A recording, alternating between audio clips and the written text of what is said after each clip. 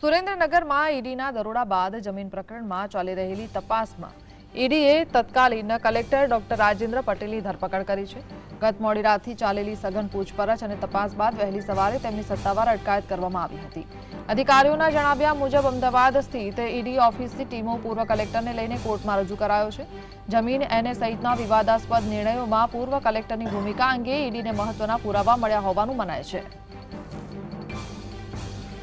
સંવાદદાતા ધવલ જોડાયા છે। ધવલ, શું જાણકારી? જે ચોક્કસથી એના વાત કરવામાં આવે તો તત્કાલીન કલેક્ટર જે રાજેન્દ્ર પટેલ છે તેને લઈને ઈડીની ટીમ અમદાવાદની જે વિશેષ અદાલત આવેલી છે ત્યાં આગળ પહોંચી હતી ને ત્યાં આગળ કોર્ટમાં રજૂ કરતાની સાથે જે તત્કાલીન કલેક્ટર જે છે તેના 10 દિવસના રિમાન્ડ છે તેની માંગ કરવામાં આવી છે અને જે 10 દિવસના રિમાન્ડની માંગની સાથે જ ઈડીના અધિકારીઓ સહિત ઈડીના એડવોકેટ જે કોર્ટરૂમની અંદર હાજર જોવા મળતા હતા અને તેની અંદર વાત કરવામાં આવે તો કયા કારણોસર જે રિમાન્ડની માંગ છે તે કરવામાં આવી છે તેની અંદર જે કલેક્ટર હતા તેના દ્વારા જે જમીન એને કરી આપવાનું જે કૌભાંડ હતું તે કરવામાં આવતું હતું તેની અંદર મહત્વની બાબતો જે છે તે હાથ લાગી ઈડીને જે મહત્વના દસ્તાવેજ છે તે હાથ લાગેલા જોવા મળતા હતા। તેની અંદર જિલ્લાના જે મુખ્ય હેડ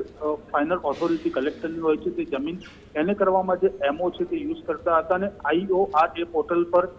800થી પણ વધુ અરજીઓ તપાસતા તેની અંદર અંદાજિત 10 કરોડ રૂપિયાથી વધુની રકમની જે લાંચ છે તે લેવામાં આવી હતી પણ વાત છે તે ઈડીના ધ્યાને આવી હતી ને ઈડી તરફથી તે તમામ જે મહત્વના પુરાવાઓ છે તે હાથે લાગ્યા હતા। એટલે કહી શકાય કે ઈડીના જે વકીલ છે તેના તરફથી રજૂઆત કરવામાં આવી હતી। કલેક્ટર તરીકે જે તમામ સત્તા છે તે તેમની પાસે રહેતી હતી અને આરોપીના હાથમાં હતું કે કઈ જમીન ક્યારે આપીને ક્યાં આપીને કઈ જમીનને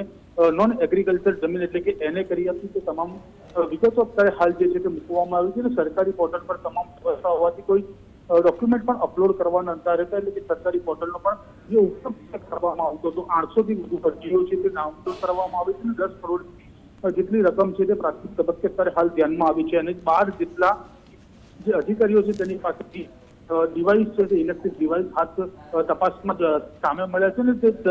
12 જેટલા ડિવાઇસની પણ તપાસ અત્યારે હાલ કરવાની ખૂબ જરૂરી છે। તે સાથે જ ચેતન અને જયરાજથી જે પોતાના કલેક્ટરના પીએ હતા તેની પણ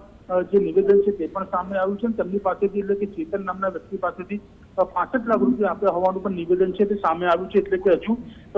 કોર્ટની અંદર બંને પક્ષે દલીલો ચાલી રહી છે અને થોડીક જ વારમાં કોર્ટ પોતાના રિમાન્ડનો ચુકાદો આપશે। જી, આભાર।